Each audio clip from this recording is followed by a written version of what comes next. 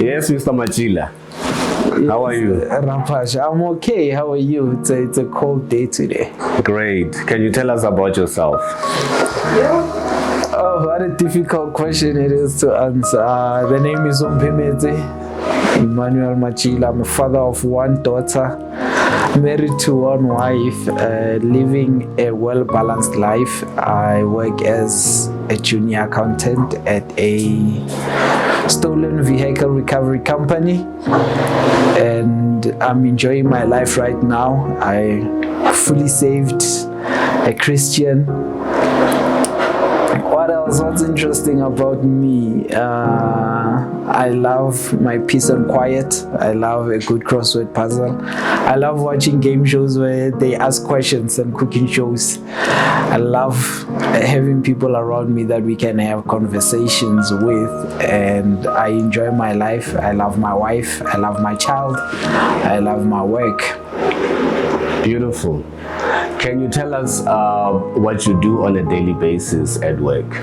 So on a daily basis, I work to account for transactions that occur in the business. So I will journalize them. After journalizing means keeping record or putting on record a transaction or event that occurred.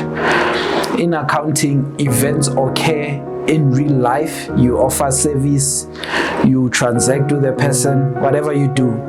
Whenever that event occurs, when you journalize it or when it's called a transaction, it's when you put it on the system saying that you rendered me a service and I paid you. I rendered you a service, then you paid me. So that's what I do on a daily basis.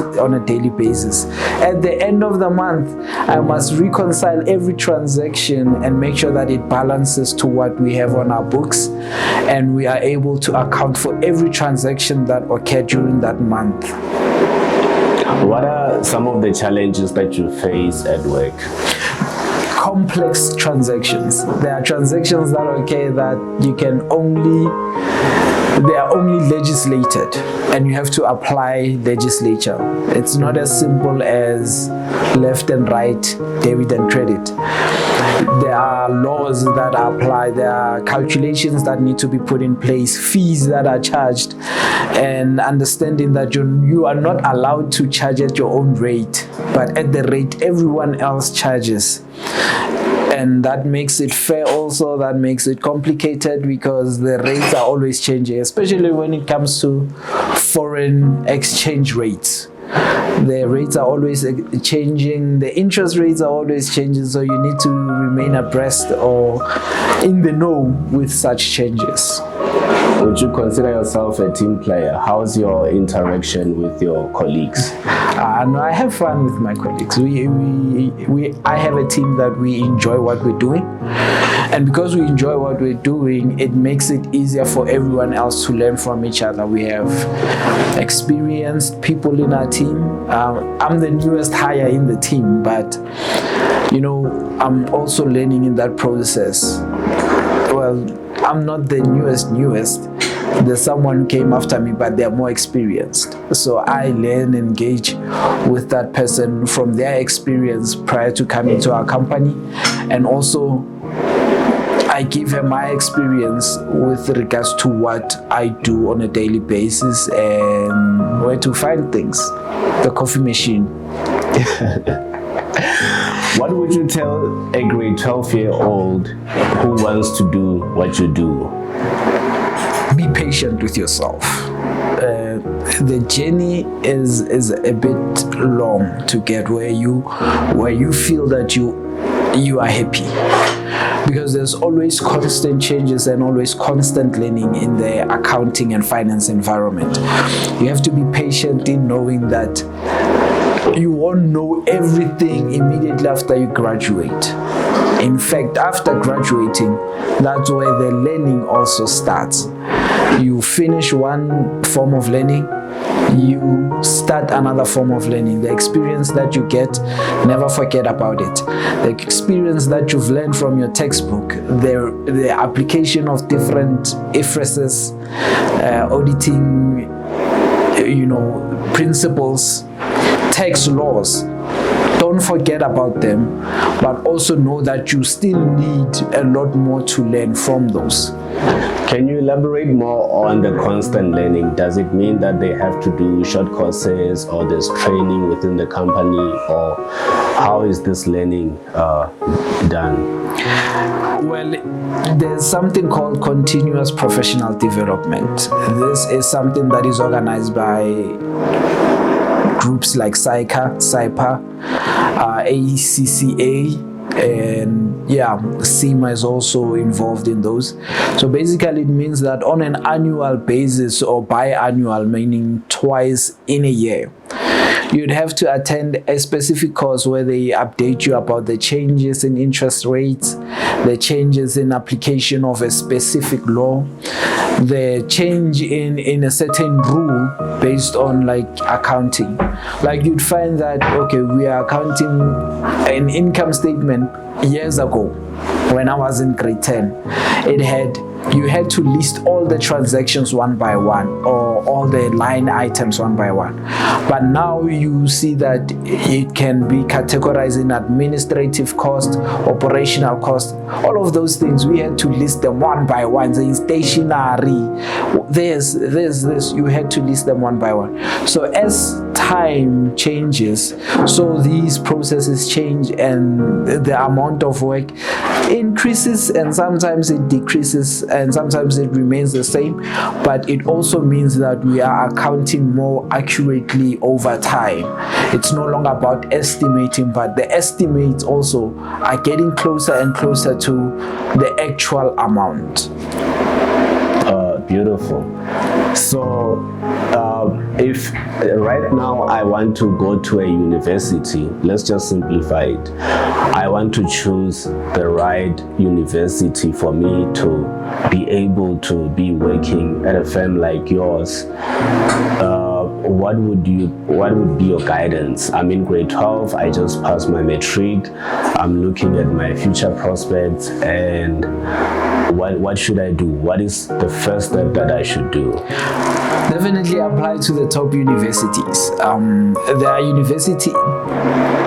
universities that have deals with different companies. UP, like most UP BCom graduates, you'd find them at PwC. You'd find UJ students at Investec. Vet students, you'd find them everywhere. And also University of Stellenbosch graduates, you'd find them everywhere. Mainly because these universities are revered and are respected. So I would say have your first choice be University of Pretoria if you want to go straight into auditing and become an auditor. But if you want to go into investment and investment banking, go to UJ because of that partnership between them and Investec, and it can guide you in the right light to a certain extent. Also, do your best in everything that you do. It's absolutely crucial that you don't take anything for granted. Wherever university you land in, if you decide to say, I'm going to University of Limpopo to do my BCom, be the best there, so that when they compare you to the best in UP, they then have to question whether,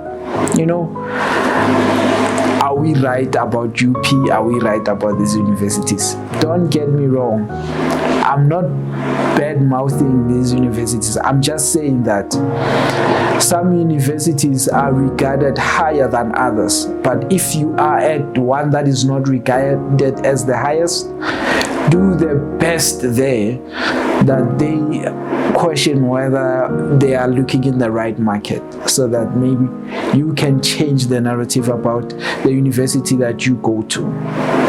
So doing the best, you mean in terms of grades, or when you are at an interview? Let's say right now I just graduated at a university that is not highly regarded, and I still want to work myself from the bottom in order for me to get those promotions and whatnot.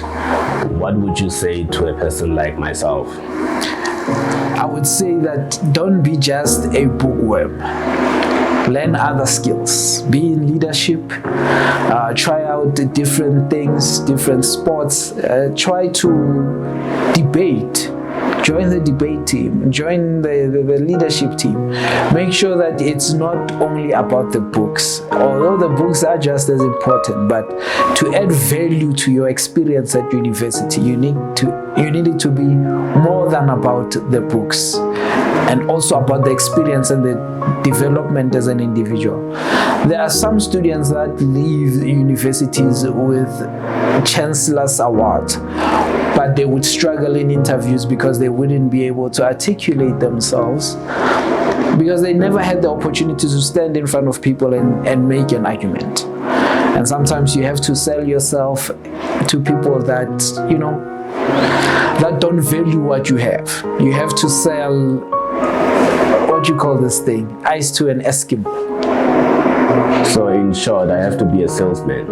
A good one. Everything I have learned also over the years that everything is sales, and the most important product that you have to sell is yourself. Not your soul, but yourself as a person. Make me see what you see in yourself. Like, let me see the potential that you see in yourself. Anyone can just say, I don't have potential. Everyone sees themselves as achieving great things, but I don't see that in you. But make me see that. Beautiful advice. What would you say to somebody who has a qualification now? Maybe it's a highly regarded university or not, and then they're struggling to find work. Pivot. It's not ideal to hold on to a paper, and not necessarily it's a paper, it's a great achievement graduating. Pivot a bit, learn a new skill. Go do data analysis. Go learn a coding language. Learn a trade, a skill that will also complement what you already have. If you're in finance, learn a coding language and become maybe a business analyst or a data analyst, because you have the skill set of knowing how to read financial statements and how to prepare them.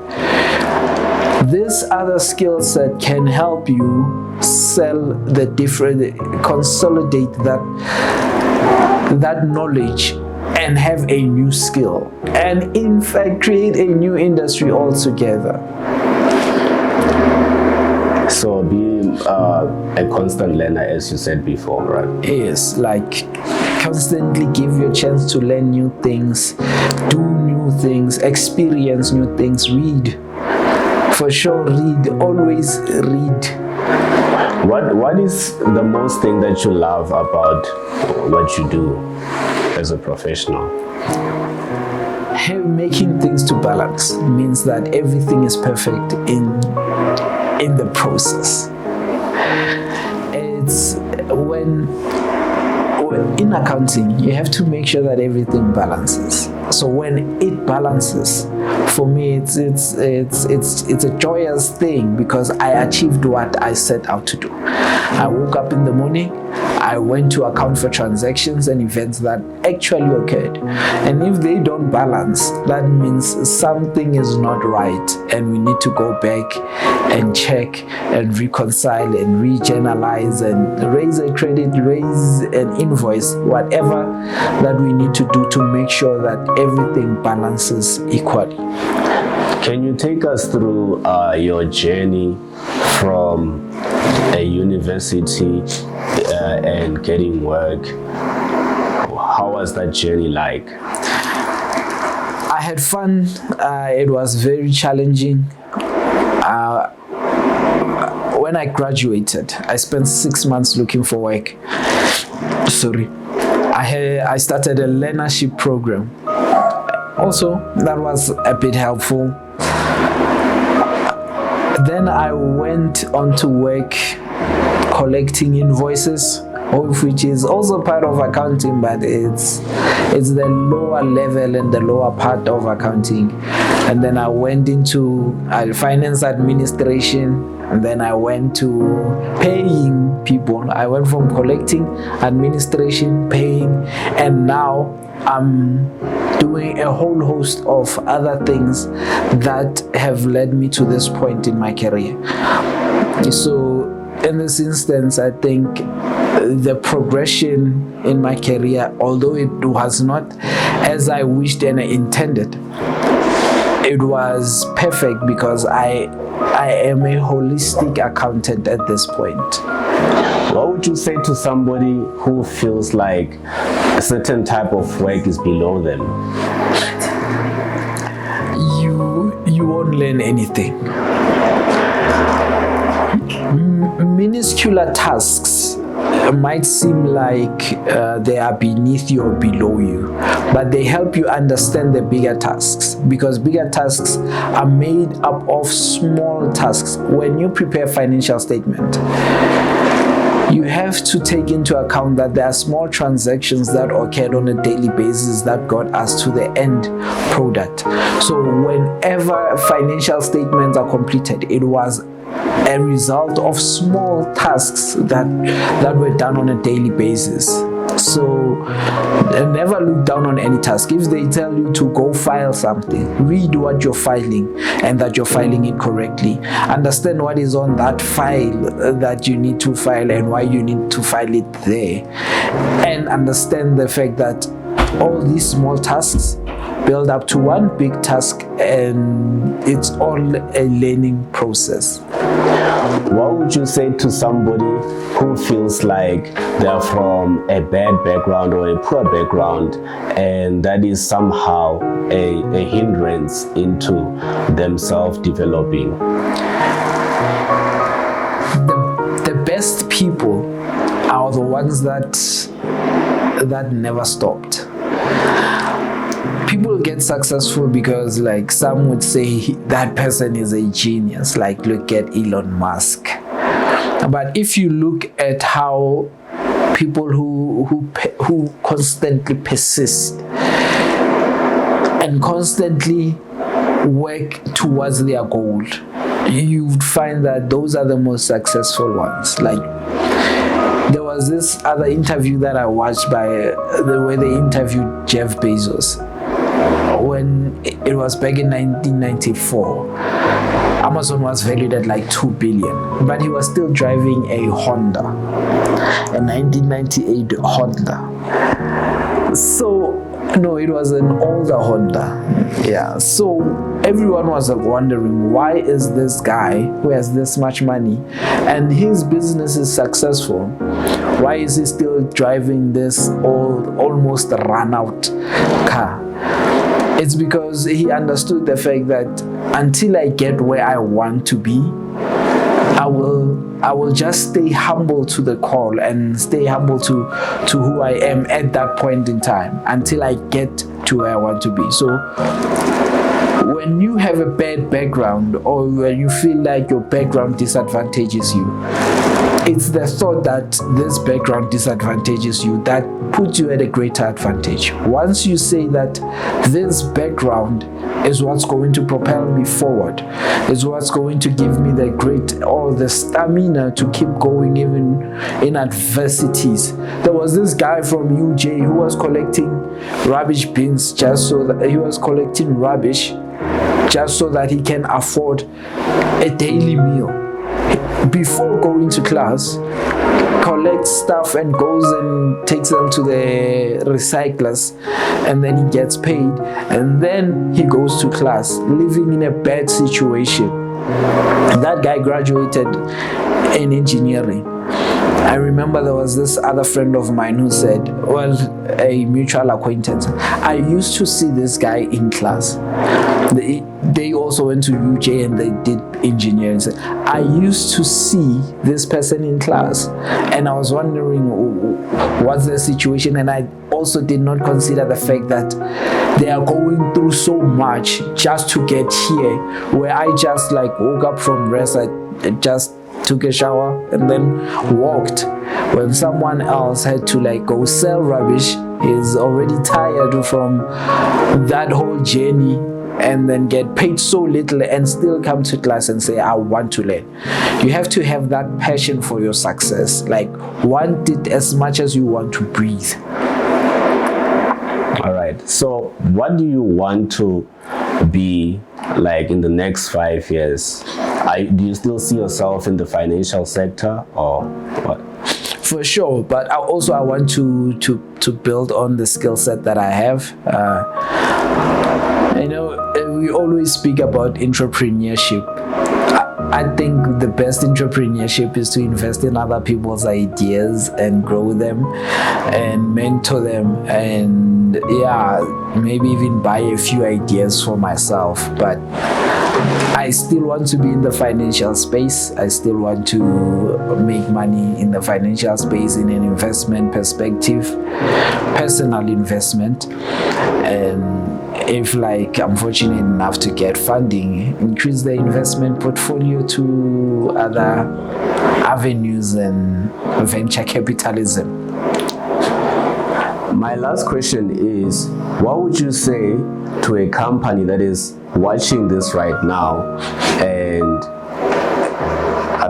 sell yourself to them? What would you say to them if they want to take you in as a person? I have so much potential and I believe in myself. And I will not give up. Whenever it's hard, that's where I work my hardest. When it's easy, I know we can all have lunch and chill and just enjoy the day. But I believe that I have the potential to achieve great things. I can do great things. I can learn. Also, I can teach. So I would say that invest in my potential and you will see the dividends. All right, thank you so much for your time, Mr. Matjila. Thank you, Mr. Raphasha.